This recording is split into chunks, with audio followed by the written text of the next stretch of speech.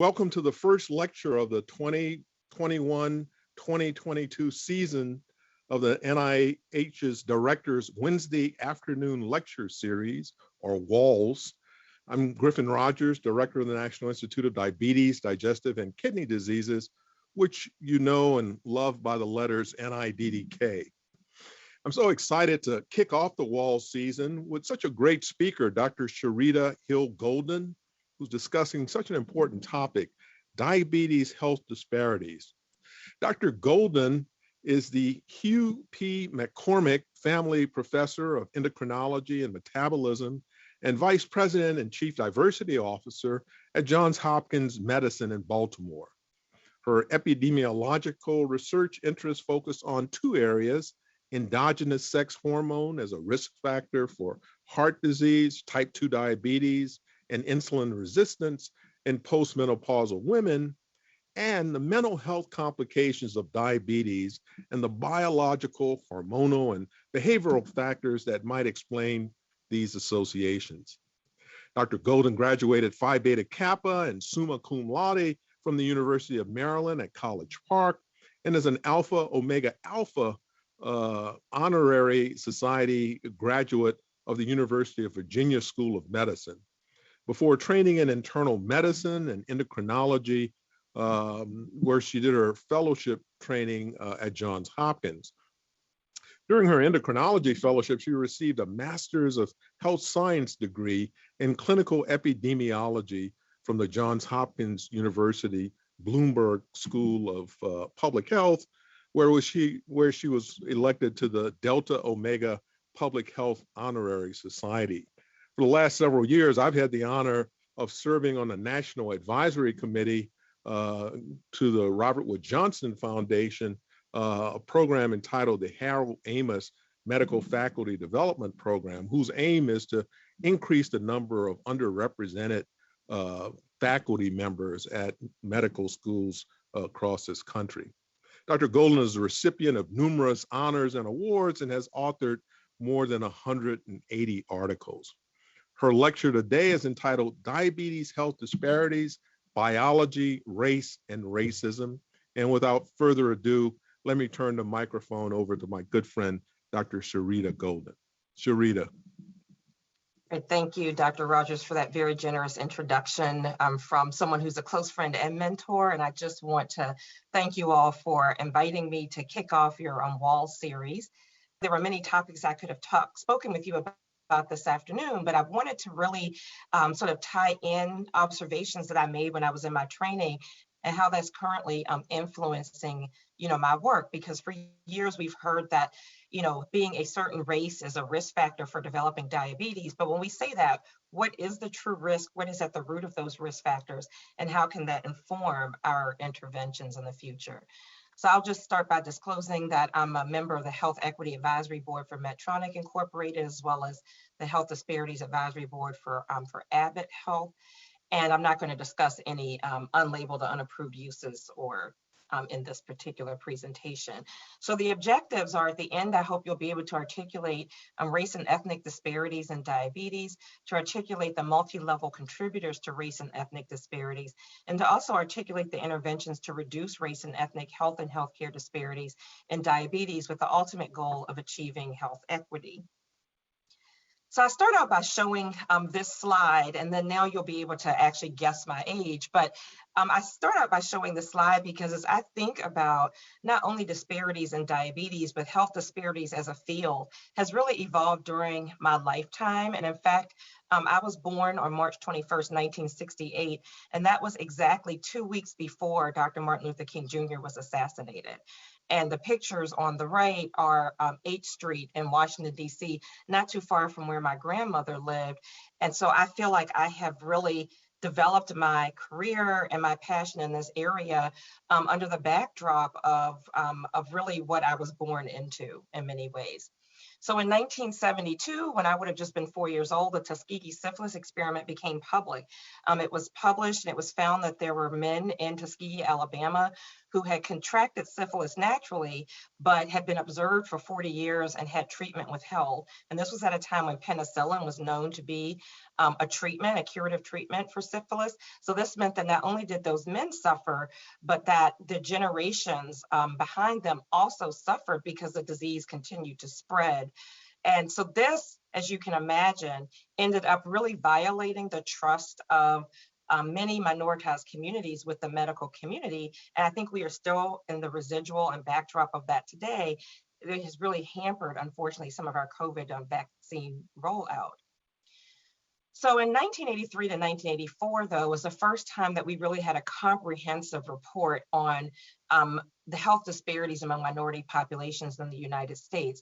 And that was with the establishment of the Task Force on Black and Minority Health under the then Secretary of the U.S. Department of Health and Human Services, Margaret Heckler, during the Reagan administration. And foundational to the Heckler Report was the report that was written by the Association of Minority Health Professional Schools study called Blacks and the Health Professions in the 1980s, a National Crisis and a Time for Action. And leaders who were a part of that particular report that then subsequently informed the Heckler Report included Dr. Lewis Sullivan, who was the Dean and President of Morehouse School of Medicine, Dr. David Satcher, who at the time was President of Meharry Medical College. Both of them went on to become U.S. Surgeon Generals, Dr. Walter Bowie, the Dean of the Tuskegee University, and then Dr. M. Alfred Haynes, who was the Dean of the Charles Drew University School of Medicine and Sciences. And what they outlined was a shortage of minorities in the health professions, as well as health disparities among Blacks. But the Heckler Report would expand that even further. So they actually quantified that health disparities accounted for 60,000 excess deaths each year, that there were 6 causes of death that accounted for more than 80% of the mortality among Blacks and other minority populations. And you can see that in that top 6 was diabetes, which at the time was 33% higher in Blacks compared to whites. And then what the report outlined were recommendations to reduce disparities and the need to improve data collection, not only among Black Americans, but among Hispanic, Asian American, and American Indian and Alaska Natives. So what happened after the Heckler Report in 1986 was the establishment of the Health and Human Services Office of Minority Health. Dr. Herbert Nickens was the inaugural leader of that office. And there were other outcomes, including pivotal legislation, funding, policies, research, and initiatives that were focused on minority health and health equity. There was the establishment of the NIH Office of Minority Health, the establishment of the Centers for Disease Control and Prevention, as well as the Health Resource and Services Administration. There was a push for more inclusive data collection techniques, as well as establishment of institutions, centers, commissions, as well as state and local minority health offices.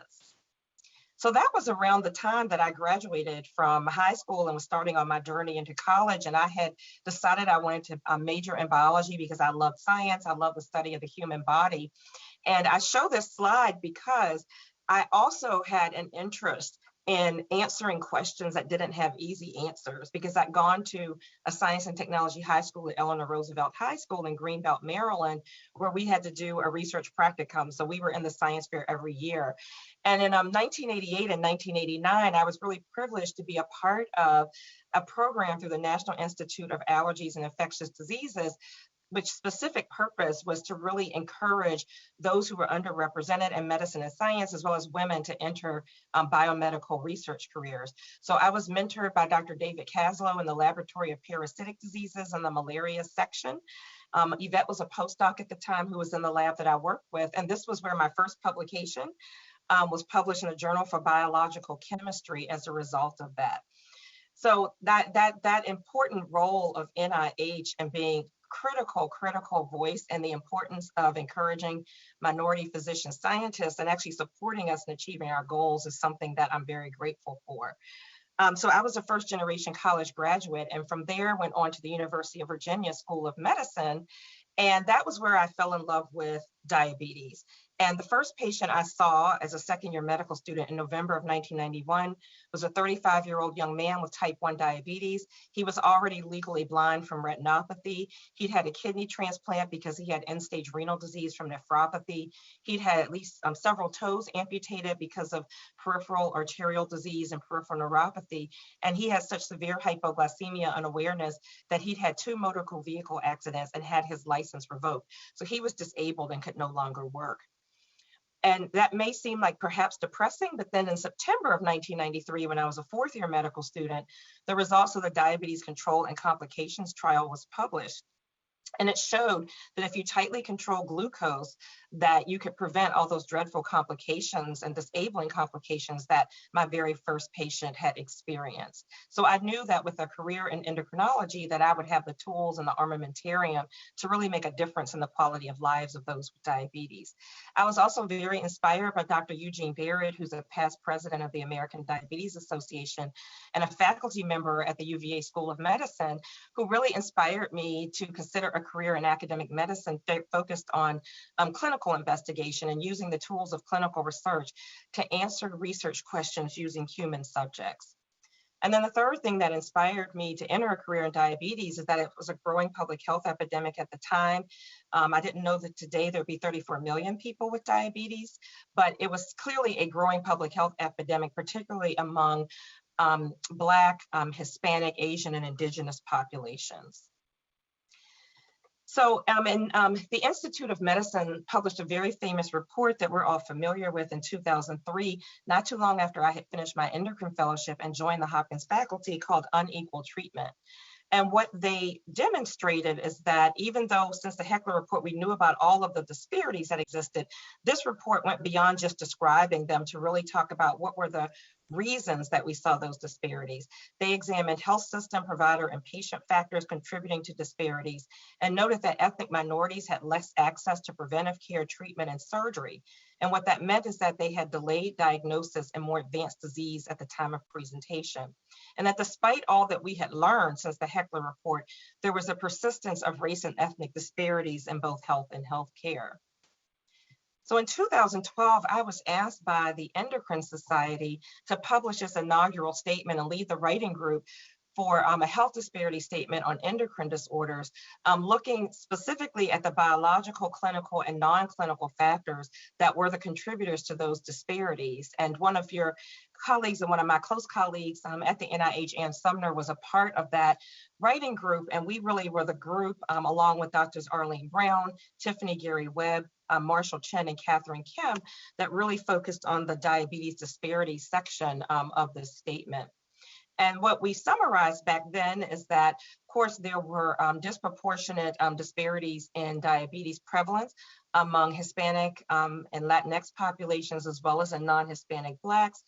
But one thing that was really important, though, is that at the time, a lot of data had not looked at and appreciated that there's a lot of heterogeneity in diabetes prevalence among Asian and Hispanic individuals. So this was something important to highlight. Subsequently, the Hispanic Community Health Study, or called the Study of Latinos, was published and showed that your prevalence of diabetes really varied based on your Latinx subgroup. So really those with the highest prevalence were those in Central America, the Dominican Republic, Mexico, and Puerto Rico, where those from Cuba and South America had prevalences that were lower. So again, the lumping had really failed to acknowledge that there are certain groups that had an even higher prevalence than what was previously appreciated. And similarly, among Asian Americans, and many epidemiological studies, they're all grouped together. But in fact, while all of them have overweight and obesity as a contributor to diabetes, the actual diabetes prevalence is highest in those who are Asian, Indian, and Filipino, where you can see that the rates in those who are East Asian, for example, are much lower, similar to the prevalence of whites in the US, or perhaps even lower. So again, the importance of really appreciating the heterogeneity in many of our ethnic populations so we can make sure we're identifying those at highest risk and designing targeted interventions toward them. So one of the things that Dr. Sumner really summarized and looked at was the contribution of overweight and obesity to the diabetes prevalence and the disparities that we see. And clearly the obesity prevalence, and these were data from 2012, these are likely higher now, but we know that the obesity prevalence in the Black population at the time was almost 50%, and in Mexican Americans was 40%. And that grade 2 and 3 obesity was highest among Blacks and Mexican Americans, and that Black and Mexican American women had the greatest rise in obesity prevalence over the preceding 12 years compared to non-Hispanic Black and Mexican American men, as well as white men and women. And then when we looked at Native American and Alaska Natives, and there weren't as much data for this population, about a third of them were obese, according to data from the NHIS study, compared to about a quarter of non-Hispanic whites. So clearly obesity was an important contributor, but I think this slide suggests that, again, all obesity is not obesity, and Asian individuals develop diabetes at a much lower body mass index than non-Asian individuals. So this slide is showing here the rates of overweight and obesity in the US, about 2/3 of the population. But the obesity, our diabetes prevalence is somewhere between 8 and 10%. And this particular slide in this Lancet study is a little over 8%. But if you actually look at the obesity prevalence in many Asian countries, it's much lower than it is here in the US, yet their diabetes prevalence is as high, or in some cases higher. So this suggests that all fat is not the same fat. And in fact, one of the things that we really highlighted in the statement is that Asian Americans have more visceral fat at a similar BMI and waist circumference compared to non-Hispanic whites. And this is just showing the visceral fat is that intra-abdominal fat, which is thought to impose a greater risk, higher risk for cardiovascular disease, more insulin resistance, more inflammatory cytokines compared to subcutaneous adipose tissue, which is more subcutaneous and not intra-abdominal. And this was particularly true in Japanese Americans and Filipinos. And in addition, our summary found that non-Hispanic Black women may actually develop diabetes at a higher BMI and waist circumference than non-Hispanic white women, because at a given waist circumference, Black women have more subcutaneous fat than visceral fat. So again, just showing the importance of understanding the difference in the distribution of metabolic risk factors in race and ethnic subgroups, so that we can truly understand disease risk. So in addition to obesity and body fat distribution being important contributors, it was very clear that almost all non-white race ethnic groups had more insulin resistance and variations in glucose metabolism. So greater insulin resistance was present in almost all minority populations, independent of adiposity. Asian Americans also had a lower beta cell insulin secretion that was a component to their glucose dysregulation. And then glucose metabolic features differed among our Hispanic groups depending upon the country of origin. So for example, those groups, Puerto Ricans and Mexicans who have the higher diabetes prevalence also had the higher insulin resistance. So if you actually think about all of those things, you might argue, well, this is all biology and there must be some genetic factors related to the biology of fat distribution, insulin resistance. And in fact, one of the important summaries from our statement was that if you looked at the distribution of genetic factors that contributed to diabetes and body fat distribution, there was very little variability between whites and other minority populations. So really the differences in genetic architecture really did not explain what we found. So then it made me think about why is it that we saw that in 2012? And if we were to update that statement today, which we're currently doing, but focusing on the pediatric population, why is it that we would actually see those same patterns? And this is my favorite quote of Dr. Martin Luther King Jr.'s. It says, of all the forms of inequality, injustice in healthcare is the most shocking and inhumane. And I think this is an important quote because when people are sick and they're in our healthcare environment, they're at their most vulnerable. And that should not be a time where they should have to experience any discrimination or disparity. So in thinking about how we got here, I really want to talk first about the historical, medical, and scientific context of health disparities, and then to move to talk about the social context.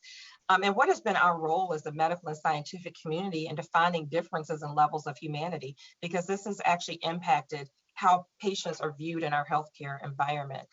So we know that back during slavery that there was a lot of experimentation on slaves without their consent. The consent was obtained from the master, but not from the slave, him or herself. And Dr. J. Marion Sims, who's considered the father of modern day gynecologic surgery, he invented the speculum, experimented and repeatedly performed his procedures on slave women without anesthesia. And this was at a time where ether was available as an anesthesia. So this was an intentional omission. And he was rewarded with national acclaim and presidency in the American Medical Association. And then there was eugenics theory. So Dr. William Welch, who was the first dean of the Johns Hopkins School of Medicine and the founding dean of the Johns Hopkins Bloomberg School of Public Health, really was an advocate of the scholarship of eugenics, both nationally and internationally.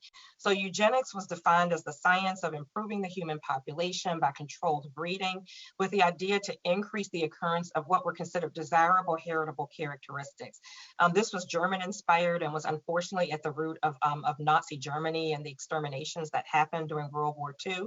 But it favored a Protestant Anglo-Saxon and Northern European origin and was the foundation for many forced birth controls, castrations, sterilizations, and euthanasias that occurred from the early 1890s and really didn't end until the mid 1970s, so fairly recently.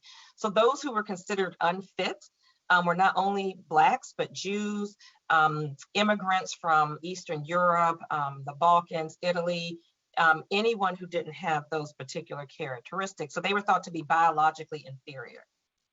And then there was the famous Flexner report from 1910, and that was the report that eliminated medical schools as proprietary school and supported the use of the biomedical model as the gold standard for medical education.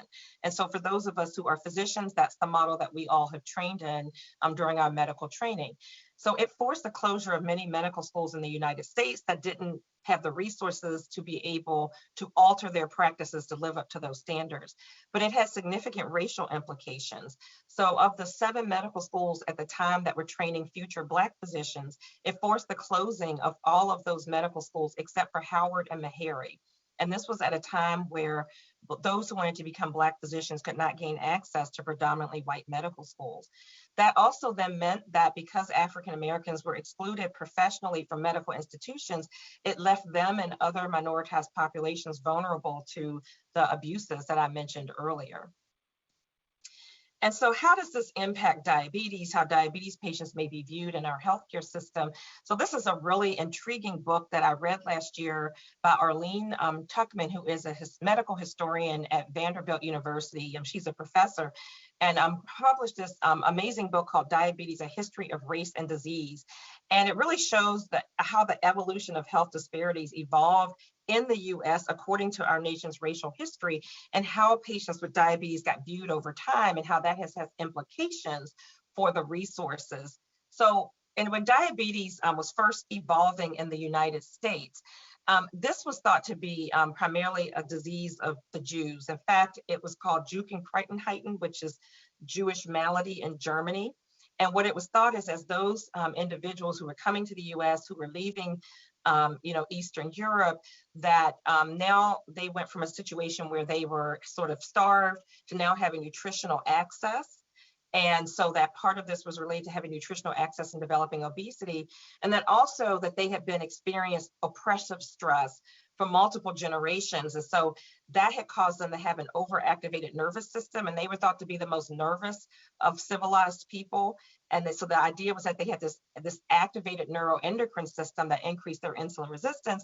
And then that subsequently increased their risk for type 2 diabetes. But there were epidemiologists who were sort of really refuting that and thinking this is not really related to being Jewish. This is related to really like obesity and nutritional access. But that was sort of the first group that was thought to be this is a disease that primarily impacts Jewish people. Then subsequently, it was like, well, no, now this is a disease that's primarily impacting whites, and not all whites, but middle to upper class whites. And again, it's because of the nutritional access and overindulgence now. We had discovered insulin therapy by this point in the 1930s. So people with diabetes could eat what they want and just take insulin.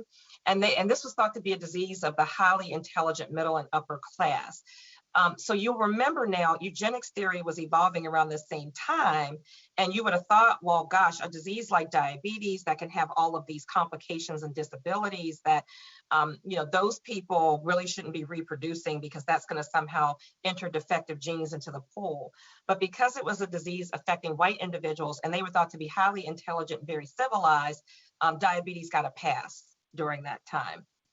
But again, there were epidemiologists, those in the public health service who were observing what was happening, and they were actually looking at and working with those who were in the poorer parts of America, and they were really refuting this is not a disease of race, this is really a disease of poverty, because they were noticing that poor whites and poor Blacks who were leaving the South and coming north had diabetes as well. So then the disease became to be evolved to more of a disease of poor minoritized communities living in urban settings, who were less intelligent and less civilized and unable to really be a participant in their own health care. And I will talk in a few moments about how that evolved. And initially, Black people were thought not to be at risk for diabetes because it's like, well, you know, they're just like not intelligent enough, not nervous enough, not civilized enough to have diabetes. But that's because no one was actually looking at the health records.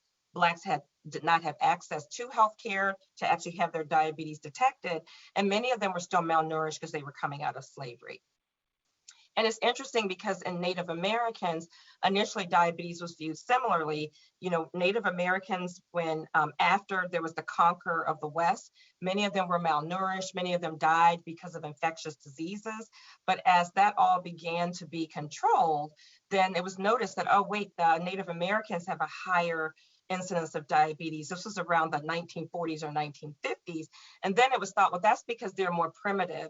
And this is like stress from them being able to adapt to the Western civilization. That's why they have diabetes. And this led to this thrifty gene hypothesis. So you can see that as the prevalence of diabetes became more prominent in certain minoritized groups, the view of diabetes and the view of people who have diabetes continued to evolve in a way that led to disparate treatment. So if we sort of put all those things together, what this has resulted in is that the trust of certain communities has been violated by the medical establishment. There have been language and communication barriers, and then there's residual healthcare provider bias toward minoritized patients that really leads to a poor experience within our healthcare systems. And if we think about biases, how do biases impact people's perceptions of patients in the healthcare settings? What happened is as the face of diabetes evolved, it was now seen as a disease of those who were poor, less intelligent, and less likely to be cooperative. So no longer seen as a disease of the white and middle upper class. So patients with diabetes in clinics that were really busy and understaffed had medical students perform exams on them. This perpetuated that experimentation mindset. There were negative attitudes of clinicians toward recipients of Medicaid. And then it was thought that, you know, these patients needed professionals to guide them in their diabetes management due to a lack of intelligence. And unfortunately, some of those biases toward patients with diabetes persist in our medical system today. And it turns out that physicians and healthcare providers are not immune. So physicians exhibit the same implicit biases as the general population. They have a preference for those who are young, thin, rich, heterosexual, and white. Now, physicians do not generally report explicit race bias, but there is an impact of implicit bias on decision-making. So for decision-makings that rely on objective findings, so a blood pressure to diagnose hypertension, white blood cells to diagnose a urinary tract infection, there's no overall impact of implicit race bias. But for more objective decisions like pain management, there is evidence of implicit bias. And in fact, Black patients are less likely to have their pain adequately controlled, even in situations like cancer therapy, surgery, sickle cell crises, and are more likely to be labeled as drug seeking. And this is really a residual from during slavery, no anesthesia being used, slaves getting punished if they were to cry out in pain. And what, you know, the lie that physicians told themselves is, well, they have a thicker skin and they can endure this more. And this bias still perpetuates in pain management in our healthcare systems. We also know that patient-physician communication is adversely affected by greater implicit bias. And even if you control for actual education, physicians still rate Black patients as less educated than comparable white patients. So that's the medical and historical context. What about the social context of health disparities and diabetes? So one of the things that is important to recognize is that we've had racial residential segregation in our country that has actually led to environmental contributors that are diabetes and obesity producing. So as African Americans were migrating from the South up north into the urban areas, as they moved, this was after the Reconstruction era and when Jim Crow began to rise, as they moved further north and moved into a neighborhood that was a white neighborhood, then there would be what's called a white flight, and the white residents would move to another area. And so predatory lending sharks who knew that Black families wanted to own homes would give them subprime mortgages that had a high likelihood of default. And once there was a lot of default in a given neighborhood, then that neighborhood would be what's called redlined on a map. And literally they would draw a red line. And in Baltimore, unfortunately, we initiated this, and other cities like Chicago followed. once the neighborhood was redlined, there'd be inadequate investment to maintain public works in those neighborhoods, inadequate investment in the school system, and inadequate investment in the economies. In addition to that, the other place where we had residential racial segregation was out west with our indigenous communities. So the Homestead Act and the Desert Land Act in the late 1800s, which supported westward expansion into the western United States, resulted in drying up of the Gila River. And that was the river that nourished the valleys, that allowed indigenous Americans to grow their crops, to eat healthy, and to trade with white settlers as they came west. So those indigenous Americans were subsequently relocated to reservations where they were reliant upon government subsidies, so isolated from adequate health care, education, and resources. In addition, minoritized groups experienced discrimination in gaining access to high quality jobs with adequate health insurance. And in fact, with the New Deal legislation after World War II, farm and domestic laborers were excluded from the Social Security benefits of the New Deal. My grandmother was a domestic worker, so would have been one of those people excluded. And then federal housing loans were refused not only to millions of Blacks in America, but Asian, Hispanic, Jewish, and immigrant families. And that did not end until 1968, after Martin Luther King Jr. was assassinated, when President Lyndon B. Johnson signed the Fair Housing Act, which was the last of the Civil Rights Acts into law. So what that has resulted in is structural and institutional racism, where we have neighborhoods with poor stability and cleanliness. There are a lack of sidewalks, open spaces, and parks for adequate physical activity. There's also a lack of access to healthy food and affordable housing. So this is just showing in our urban areas a typical food desert with a corner store and the trading posts on our Native American reservations that don't have healthy options often. And so that has really resulted in these communities then being in a physical context that not only induces more psychological and physiological stressors, but elevated blood pressure, obesity, cholesterol, and hyperglycemia. And all of that contributes to disparities in diabetes and obesity that we observe in these communities. So then if we really look at the postmortem on the Heckler Report, it recommended a focus on lifestyle choices and behaviors. And we've often heard, if people would just eat better. But what it didn't comment on is that there was a need to further desegregate medical institutions, to improve the access to quality healthcare, and to actually increase investments in preventive medicine, many of which would be environmental. So it focused on interventions to change the behaviors of people, but not the conditions in which they live. And it failed to discuss the plight of poor whites and the role of socioeconomic disadvantage and diabetes risk. So, the diabetes rates in poor parts of Appalachia, where there are poor whites, are just as high as they are in some of our minoritized groups. That was not addressed in the Heckler Report. So that is a lot of how our history has contributed, but what can we do individually and what can we do collectively as organizations to address these issues and design interventions? So one of the first things we can do is monitor and mitigate our own bias as we interact with the healthcare system. So we at Johns Hopkins Medicine have been using a bias mitigation strategy developed by Dr. Molly Carnes at the University of Wisconsin-Madison. It's entitled BRIM, Bias Reduction in Internal Medicine. And it's actually been studied in a randomized trial. It's a 3-hour interactive workshop. And in her study, she randomized 46 departments to the intervention, and then there were 46 control departments. 2 to 3 months after the intervention departments described increased awareness, motivation, and self-efficacy to engage in gender equity promoting activities. Their initial focus was on gender equity, but we've adapted it so it's gender and race. And then they reported a more positive departmental climate. But very importantly, the intervention departments had greater diversity and new hires 2 to 3 years after the intervention. So this was really a sustained effect. And her bias mitigation strategies are not only beneficial in thinking about hiring a diverse workforce, but also in caring for patients that are diverse. So, her tenets are to recognize, label, and challenge stereotypes, to consider the opposite. So we make particular assumptions about groups of people, but we need to look at the data that shows us the opposite, actually, and that what we think may actually be incorrect. Identifying counter-stereotypical exemplars. So if there's a group toward whom you have a bias, identifying those in those groups that you admire for other characteristics that have nothing to do with their socioeconomic status. individuate and perceive variability, not lumping everybody, not getting your Black or Asian colleagues mixed up with each other, but really taking time to know and recognize the differences in individuals. Practicing common identity formation. What are the things that you have in common with a colleague, with an applicant, with a patient that is separate from your demographic identity? And then practice perspective taking, understanding or trying to empathize with what it's like to have your competence questioned, your ability to pay for your medical care questioned, and having to explain that constantly.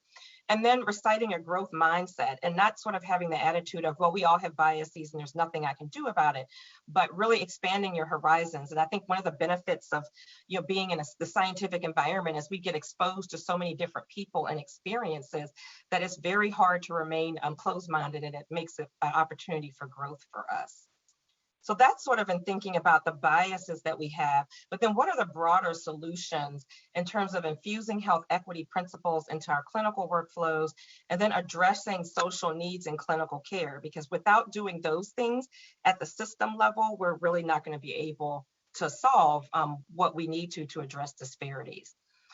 So we are very much focused at our organization on ensuring implementation of the culturally and linguistically appropriate standards, or the CLAS standards. They were first put out by our Office of Minority Health, and the principal standard really encompasses providing effective, equitable, understandable, and respectful quality of care and services that are really responsive to the diverse cultural health beliefs and practices, the preferred languages, health literacy, and other communication needs of the populations being served. And I think this has really come to light during COVID, the need for translation, multiple languages, cultural adaptation. And so, if our patients can't understand what it is we're asking them to do, they're not going to be able to achieve their highest level of health. And then it's important to address the social determinants of health. And there are interventions in the area of diabetes that have been shown to be very effective and can actually be translated to other disease areas. So Dr. Felicia Hill Briggs, who's formerly a professor at Johns Hopkins, but is now the Vice President of Prevention and the Simons Foundation Distinguished Chair in Clinical Research at Northwell Health, when she was the president for healthcare and education for the American Diabetes Association, led a comprehensive review on the social determinants of health and diabetes, and really looked at the interventions around all 5 of the domains. And what I'm going to do are focus on those domains summarized in the report where there's really the strongest evidence. So if we look at access, affordability, and quality of health and healthcare, the Affordable Care Act actually provided significant access to care for people with diabetes. So in 2016, there was increased insurance coverage for adults with diabetes. So the number of white individuals, Black individuals, Hispanic and low income individuals, those with low educational attainment who had insurance and who had diabetes significantly rose. That led to an increase in access to not only diabetes care, but diabetes detection, and a decrease in cost-related non-adherence in states that underwent Medicaid expansion. Another way to increase access to healthcare is community health workers. And it's been shown that incorporating community health workers into care results in better diabetes knowledge and self-care behaviors, and improved glycemic control in underserved African American and Hispanic communities.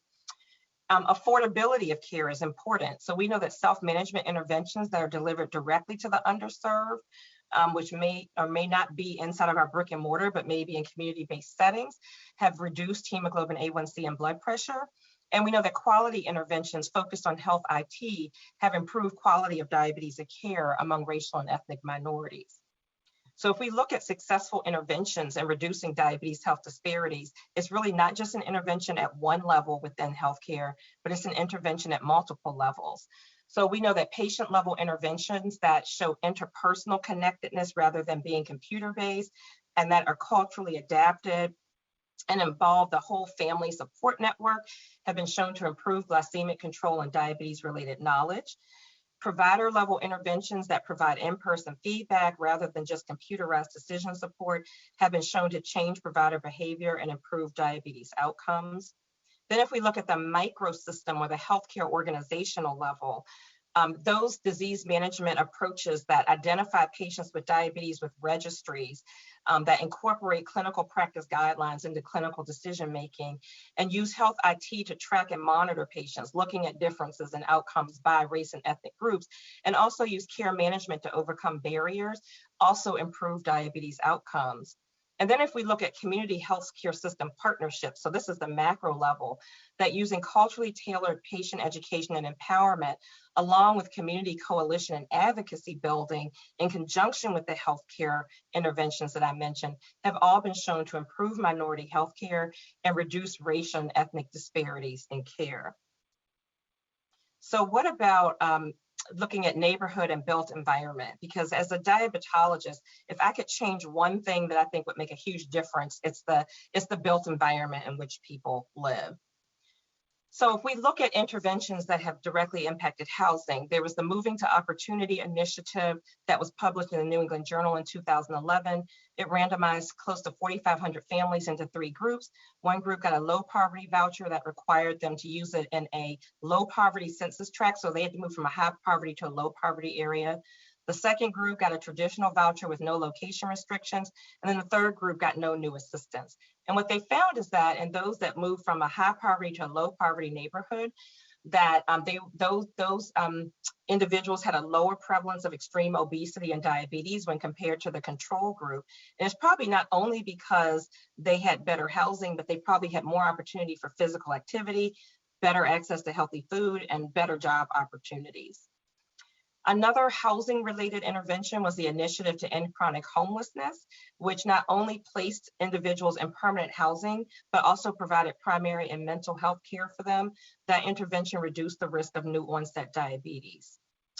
Interventions addressing the built environment have primarily been policy interventions to improve walkability and green space infrastructure, and that's been shown to improve obesity, of course, which is one of the strongest risk factors for developing type 2 diabetes. And then interventions to address the food environment. So increasing grocery store presence in low-income neighborhoods has been shown to decrease diabetes prevalence.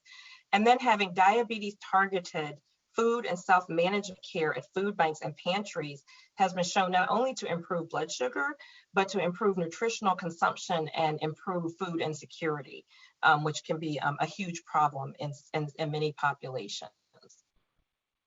So those are interventions really to think about, incorporating the class standards in the healthcare, addressing and intervening on social needs within the healthcare context. And another important solution is advocacy and policy. So I mentioned to you that there's structural racism embedded in many of our policies. So the only way that we're going to be able to really continue to advance health equity is through advocacy and policy. So this slide sort of shows all of the various movements that have occurred, advocacy movements and human rights movements that have evolved during my lifetime. I'm sort of starting with the civil rights movement. And really it's that advocacy that has resulted in policy and legislative changes that have enabled many of us to be where we are today and to advance. So we know with the Affordable Care Act, in addition to the things I shared a few minutes ago related to access to care for people for diabetes, it also prohibited discrimination in healthcare. It addressed diversity and cultural competency of the healthcare workforce.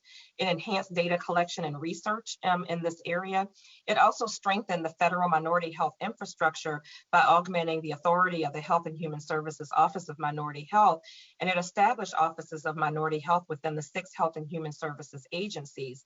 And importantly, it redesignated the National Center on Minority Health and Health Disparities to an NIH institute.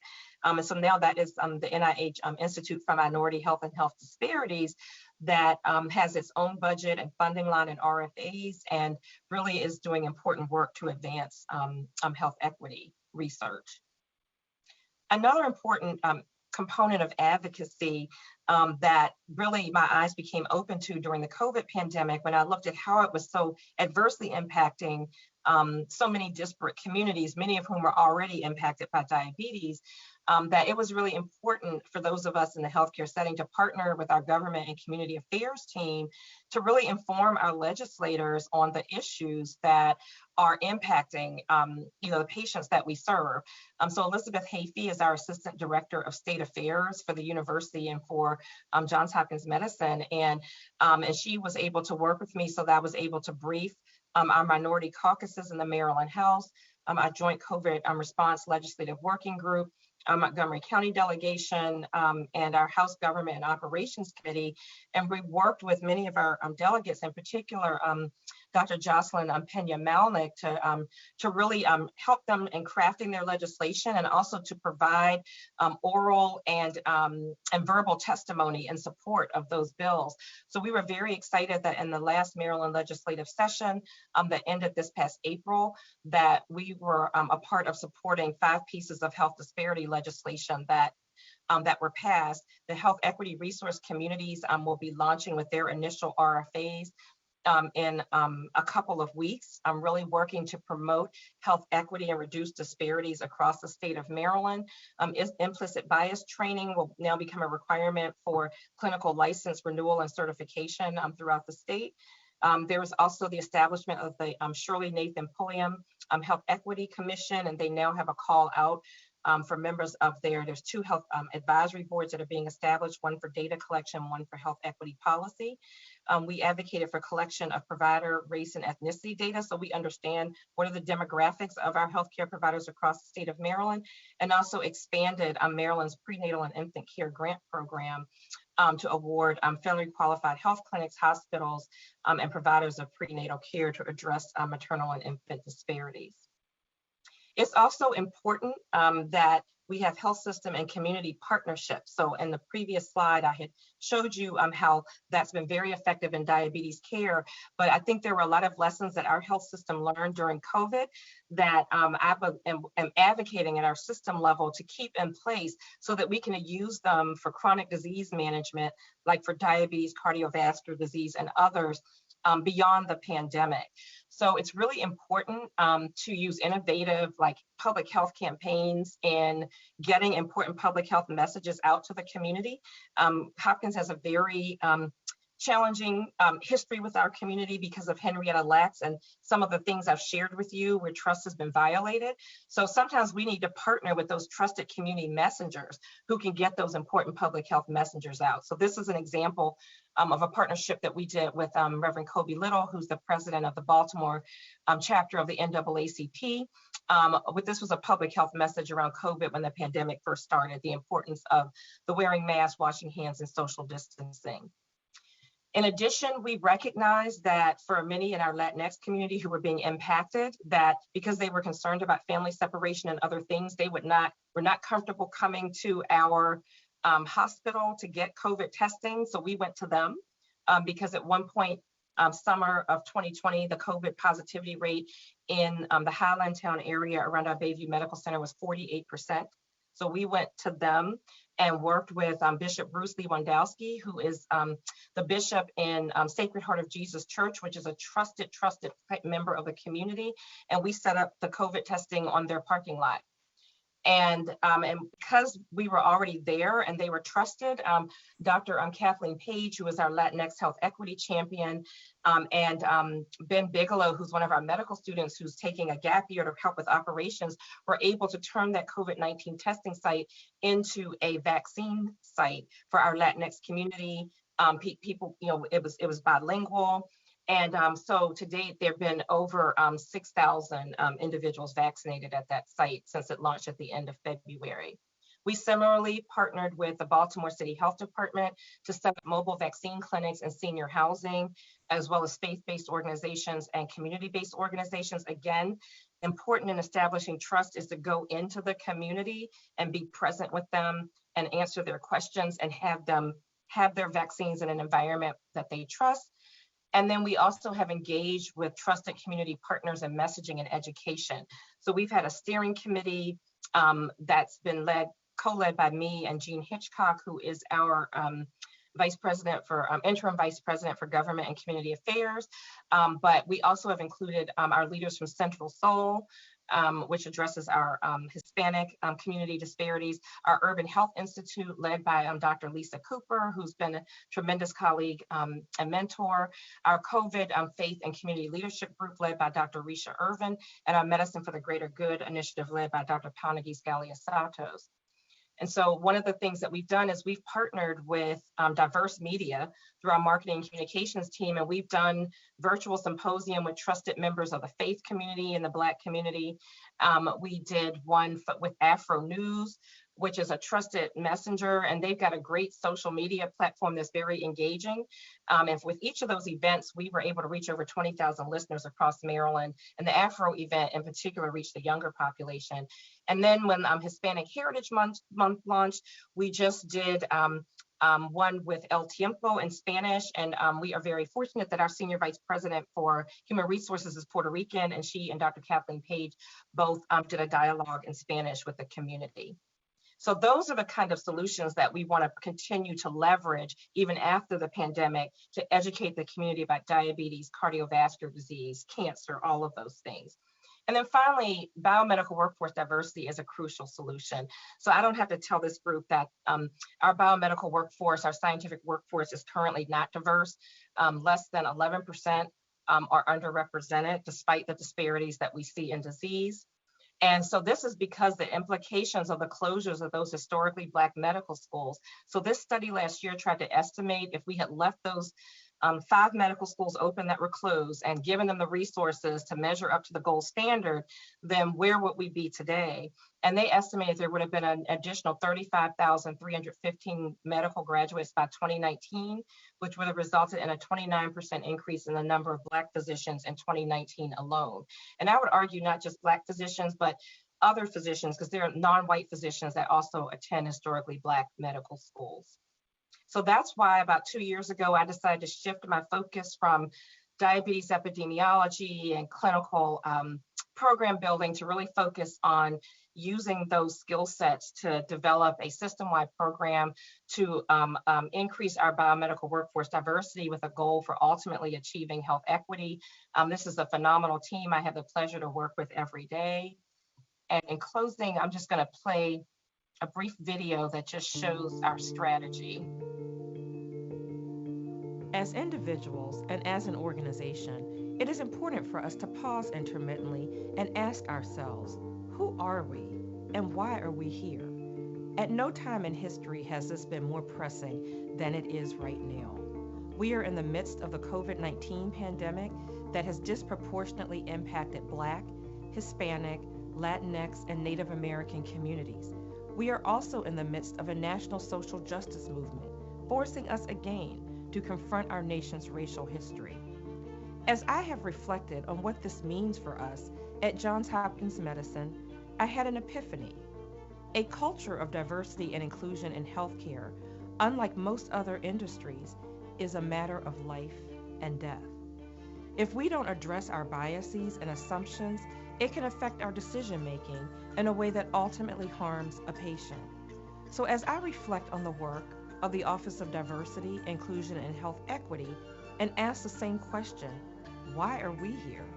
We are here to execute our mission, to impact from the top down recruitment, retention and promotion, education and engagement, to achieve health equity for the most vulnerable populations, to empower our physicians and staff to become champions of fairness, empathy, and trust within the diverse communities that we serve, and to embrace and celebrate our differences. Just as we have been international leaders in biomedical discovery, healthcare delivery, and medical education, we want to also become an international leader in diversity and inclusive excellence. It is a matter of life and death. In the coming weeks, we will share our detailed strategies and invite you to participate. The time is now. The place is here, Johns Hopkins Medicine. Where will you be, and what will you do? Thank you.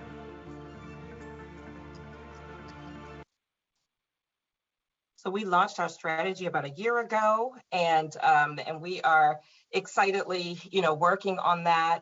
Just in closing, I'd just like to acknowledge many people have been involved in this work, but in particular, Dr. Rogers.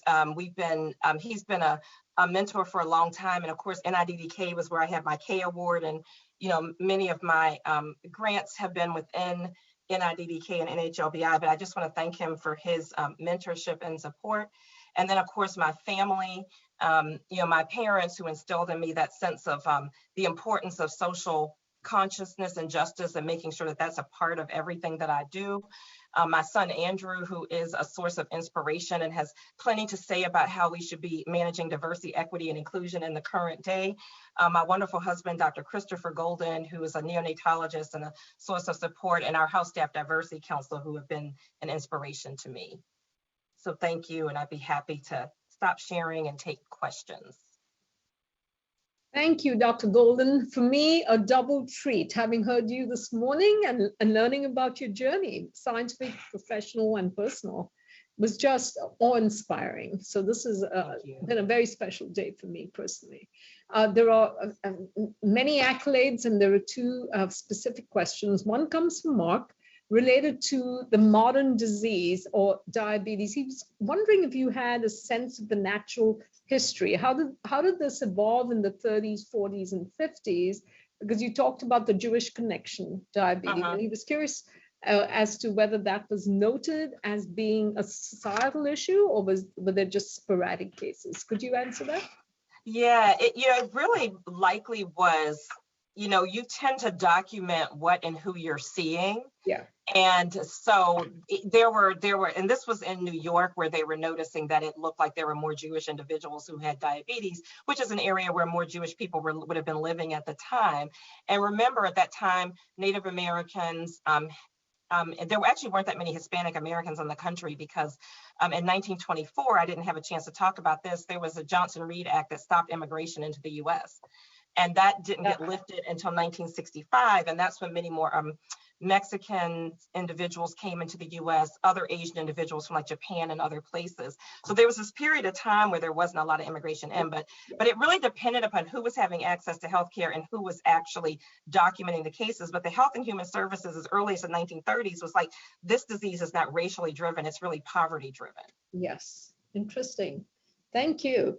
And then Lizzie Olson wanted to thank you for the eye-opening lecture, and she was thinking about the causes of diabetes in terms of health disparities themselves seem quite diverse. So various groups like Black, Native American, Hispanic, and Hawaiian, South Pacific seem to have different causes for this disparity. So different upstream determinants might be influencing the pattern or the profile of disease in these populations. So do you see universal solutions, given that these factors are in fact quite variant?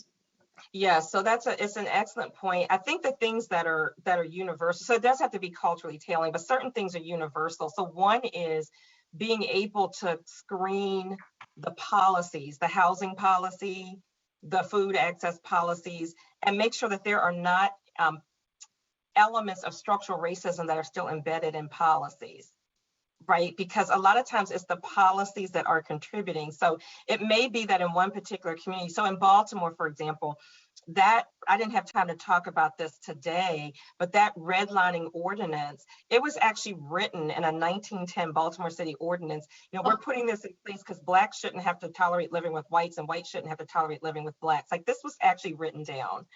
And the Supreme Court said this is actually unconstitutional. So what they did is they put it in the neighborhood ordinances instead. And some of our neighborhood ordinances may still have some of that language in there. So like, that has to go and be cleaned up. Yes. But I think it's policies around food access and making sure there's not structural racism in housing and employment. Those are the things that are common contributors. Absolutely. And I noted your multifactorial division or profiling of all these upstream determinants, but I wondered how we as a corporate capitalistic driven culture can control the commercial determinants, sugar in beverages. I mean, I'm a dentist, so I care about that. And of course, there's a connection between periodontal disease and diabetes. But if you look at how we alter the biofilm in our mouth because of what we put in there, and then how that it serves as a portal for so many diseases, common risk factors. How do you propose we actually influence that sector of our society? Yeah, I've been saying this for like 20 years. I don't know if it will ever happen, but I said if it were actually less expensive to get a salad than it was to get a high-fat burger, we'd be able to make an impact. Because think about it, our perishable foods cost more money. Yeah. So if you are on a fixed income and you have 3 children and you're trying to make it through the week, you're going to tend to go with the cheapest, most calorie dense food. But if the healthy things are much less expensive than they are, and there's like a tax on soft drinks, then we could actually flip the behavior.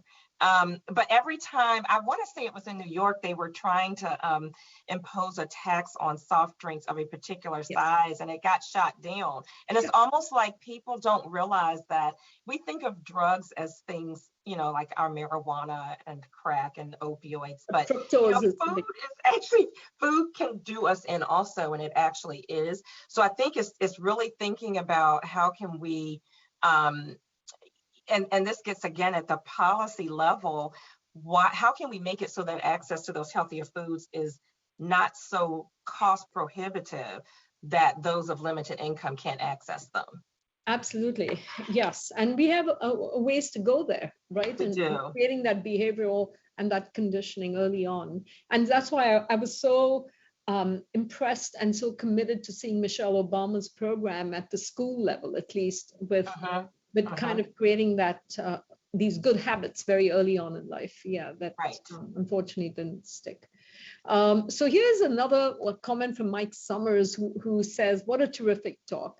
The video will be required watching by his lab at UMBC to stimulate group discussion. My comment is that the Black community seems to be buying into COVID vaccinations, probably due to the high-profile Black scientists and leaders who are out front, and also church leaders, by the way, educating these communities. We need more leaders like you, Dr. Golden, with whom our underrepresented minority citizens can trust and relate to." So that, yes.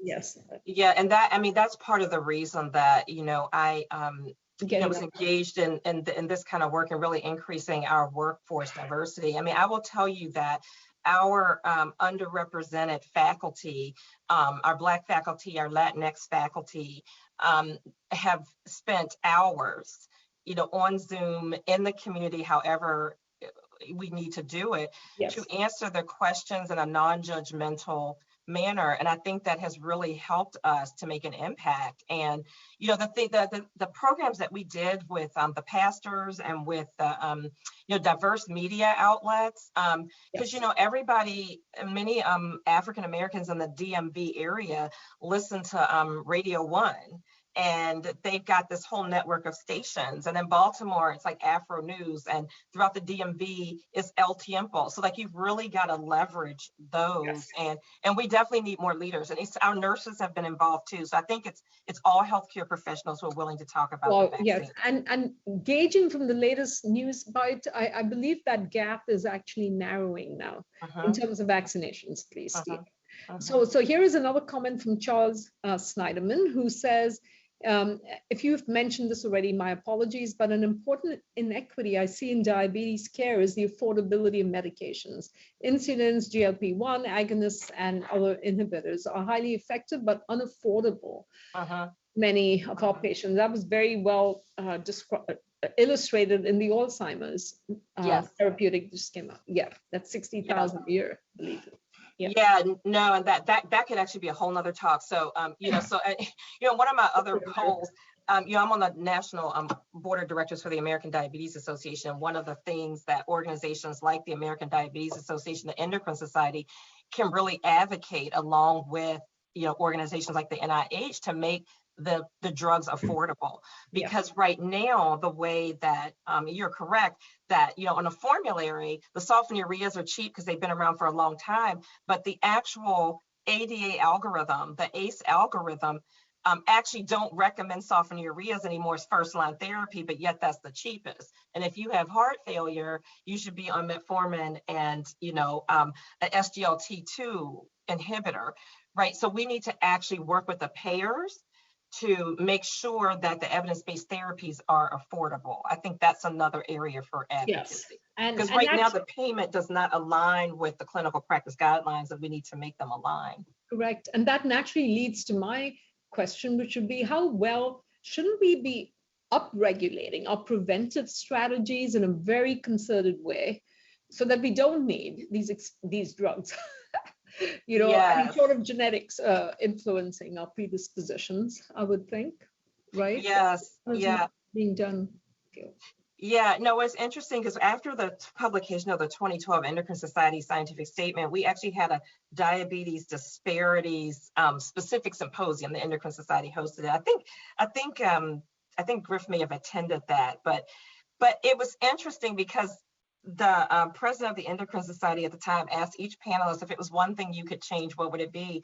And mine was the environment. I was like, I would make more parks and sidewalks and more access to healthy food. Like, we don't need more medications. We don't, what we need is that we've got to actually create an environment where it makes it easy for people to do the preventive measures along with the pharmacotherapy. It's just not that easy to do that anymore. And I think that that we really are not going to make progress until we really work on that. So one of the projects that, when I was executive vice chair of the Department of Medicine, one of the community projects that our staff did is we participated in a Kaboom playground bill.